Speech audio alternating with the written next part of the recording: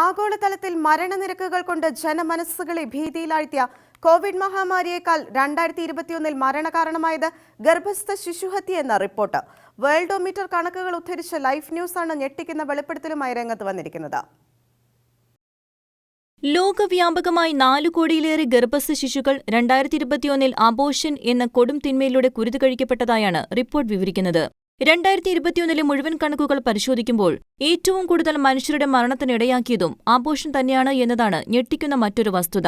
4,26,40,209 മനുഷ്യജീവനുകൾ ഗർഭപാത്രത്തിൽ വെച്ച് അരുംകൊല ചെയ്യപ്പെട്ടതായാണ് വേൾഡോമീറ്റർ വിവരിക്കുന്നത്.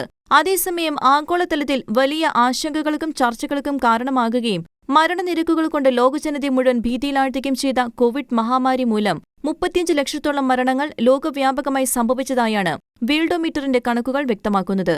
ജനജീവിതങ്ങളെ താറുമാറാക്കിയും ആഗോള സമ്പദ്വ്യവസ്ഥയിൽ മങ്ങലേൽപ്പിച്ചും മനുഷ്യരുടെ യാത്രാമാർഗങ്ങളെ സ്തംഭിപ്പിച്ചും അനിയന്ത്രിതമായി വ്യാപിച്ച കൊറോണ വൈറസിന്റെ നശീകരണ ശേഷിക്ക് മുൻപിൽ നിസ്സഹായരായി നോക്കി നിൽക്കാൻ മാത്രം വിധിക്കപ്പെട്ടപ്പോഴും അന്താരാഷ്ട്ര തലത്തിൽ കോവിഡ് മരണനിരക്കുകളിലെ ഏറ്റക്കുറച്ചിലുകൾ ഗവേഷണങ്ങൾക്കും പഠനങ്ങൾക്കും വിധേയമായിരുന്നു.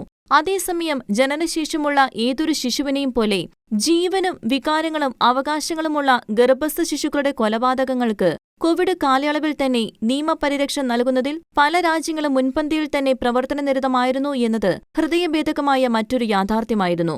4 കോടിയിലധികം ഗർഭസ്ഥ മനുഷ്യജീവനുകൾ പൊലിയുന്നതിനെ വളരെ ലാഘവത്തോടെ വീക്ഷിക്കുകയും അതേസമയം 35 ലക്ഷത്തോളം വരുന്ന കോവിഡ് മരണങ്ങളെ അതീവ ഗുരുതരമായും അടിയന്തര നടപടി അർഹിക്കുന്ന അന്താരാഷ്ട്ര വിഷയമായും പരിഗണിക്കുന്നതിലെ വൈരുദ്ധ്യം തള്ളിക്കളയാനാവുന്നതല്ല.